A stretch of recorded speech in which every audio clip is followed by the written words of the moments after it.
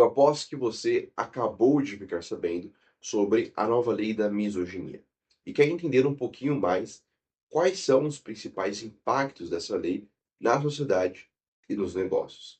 Bem, hoje nós vamos explorar campanhas de marketing que outrora já foram consideradas ousadas e hoje podem ser consideradas provas de crimes.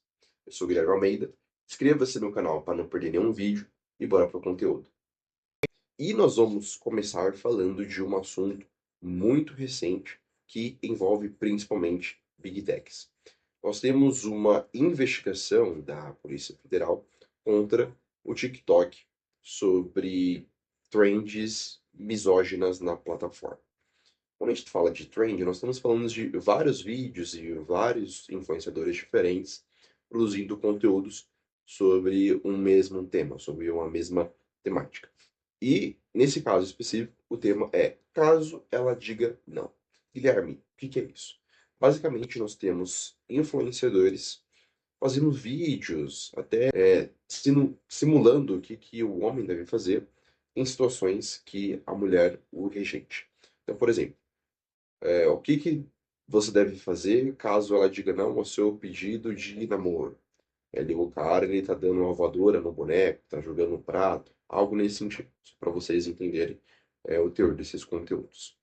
E esses vídeos, eles estão sendo investigados justamente por simularem ou estimularem ações misóginas. E algumas pessoas podem pensar, Guilherme, eu acho que isso não tem nada a ver, eu acho que o vídeo é cômico, é uma piada, não tem nada a ver com crimes que são cometidos. E nós vamos mostrar aqui, infelizmente, que pode ter sentido sim, e com dados e pesquisas sérias, tá? Então, para começar, nós vamos citar um caso muito sério e muito triste. Eu vou deixar aqui a notícia, porque a palavra não pode ser falada aqui dentro do YouTube. E bem, um desses adolescentes criminosos, na verdade, né, ao comparecer na delegacia, ele estava utilizando uma camiseta com uma frase. Mas algumas pessoas podem pensar, o que que tem isso? Nada demais. E basicamente, essa camiseta tem a frase regret nothing, que em inglês significa eu não me arrependo de nada. Então, imagine você está sendo acusado de um crime pesado, sério, e você aparece com uma camiseta de eu não me arrependo de nada. Cara, isso enfim, é muito pesado, tá? Então, isso inclusive levou a Renner a remover essas camisetas das suas lojas, né? E vamos partir agora para alguns dados para sustentar essa afirmação do peso, né, de quão é importante combater algumas tendências dentro das plataformas e como as plataformas estão tentando remover esse conteúdo que em algum momento já tiveram algum tom cômico, algo nesse sentido, mas agora, principalmente com a lei, eles vão precisar remover e não tem conversa. Nós temos um estudo global da Ipsos e da King's College de Londres, onde basicamente eles pegaram a geração Z com baby boomers e compararam ali qual que é o percentual deles concordam ou não com a afirmação de que a mulher deve obedecer ao seu marido, né?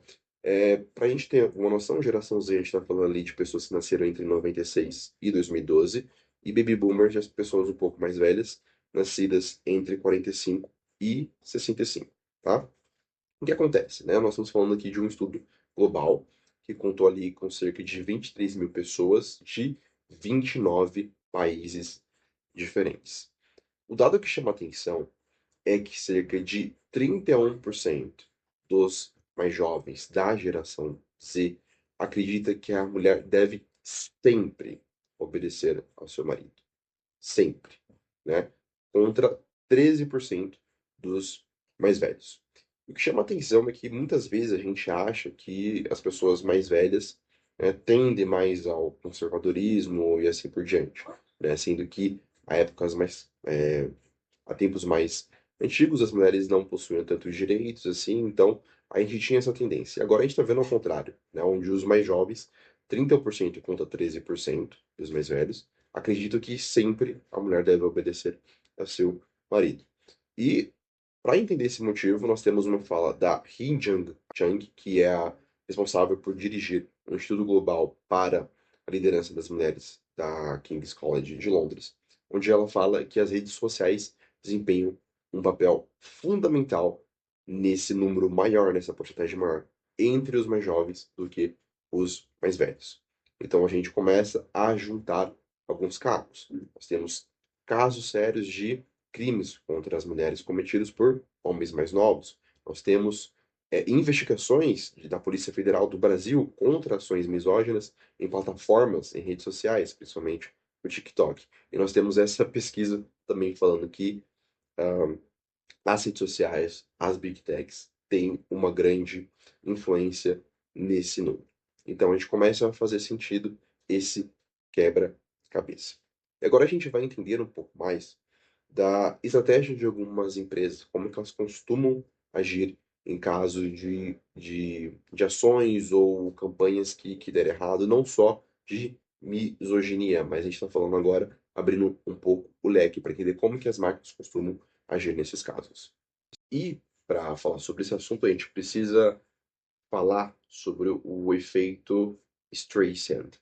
Tem toda uma história por trás, mas é importante que a gente entenda o seguinte: na comunicação e socialmente falando, às vezes quando a gente quer remover, ocultar algum erro que aconteceu, a gente quer subtrair, a gente quer que menos, a gente quer que menos pessoas saibam daquilo, né? Muitas vezes quando você pede desculpa, você fala sobre aquele assunto, você acaba expandindo, levando esse assunto de volta à tona, né? Então, esse objetivo de remover, ocultar aquele erro, ele acaba tendo um efeito contrário. No momento que a empresa leva aquele assunto em pauta, ele acaba expandindo esse público. Então, isso explica porque muitas marcas, elas preferem simplesmente não pedir desculpas. Elas tentam ocultar, elas buscam seguir em frente assim por diante. Em situações, né, de erros, tanto erros sociais quanto erros de campanha assim por diante, nós temos basicamente duas opções que nós vamos discutir aqui hoje.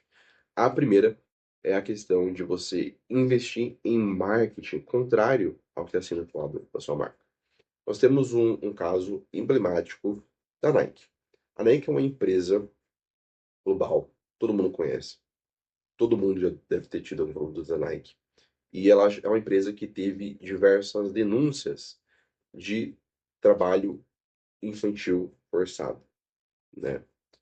E a gente tem um caso que talvez seja mais famoso, que foi da revista Life, onde foi a primeira grande denúncia contra a Nike nesses casos de exploração infantil. Eles publicaram basicamente uma foto de uma criança paquistanesa produzindo as bolas da empresa que seriam vendidas em algum lugar do mundo, né?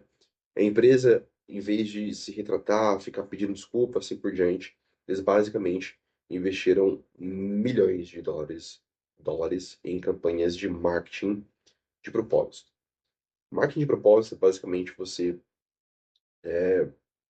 aumentar o valor da sua marca. Então, por exemplo, nós não somente fazemos tênis por fazer tênis, mas tem uma questão de sustentabilidade, uma questão de SG e assim por diante. Então, essa foi a decisão da Nike.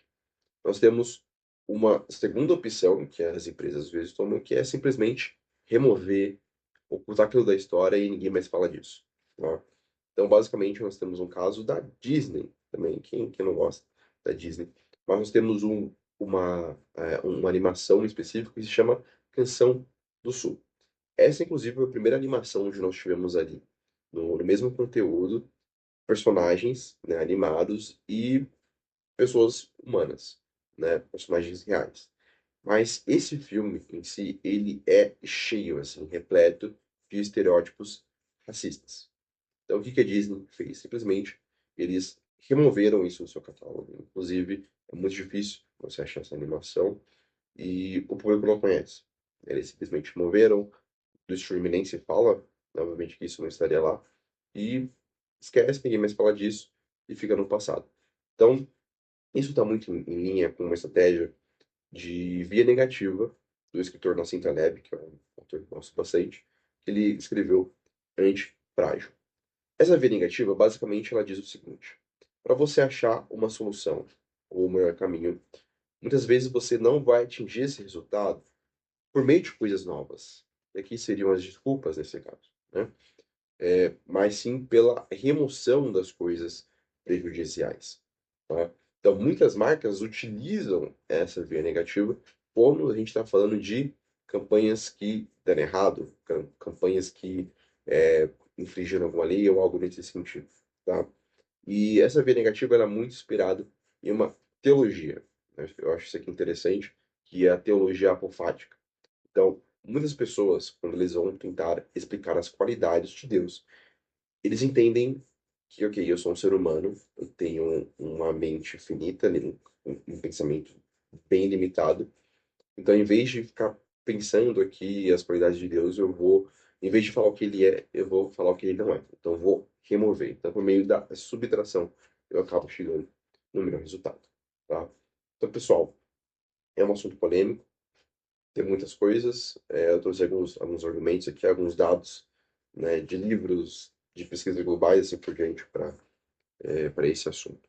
Então, espero que vocês tenham aprendido alguma coisa, entendido algumas possíveis consequências, né, dessa lei, principalmente quando a gente está falando de campanhas de marketing, né? Ah, enfim, se você gostou desse vídeo, deixa o like. Se você não gostou, pode deixar o dislike também. Comenta aqui embaixo, né? A discussão é sempre bem-vinda. Inscreva-se no canal para não perder nenhum vídeo novo e até a próxima.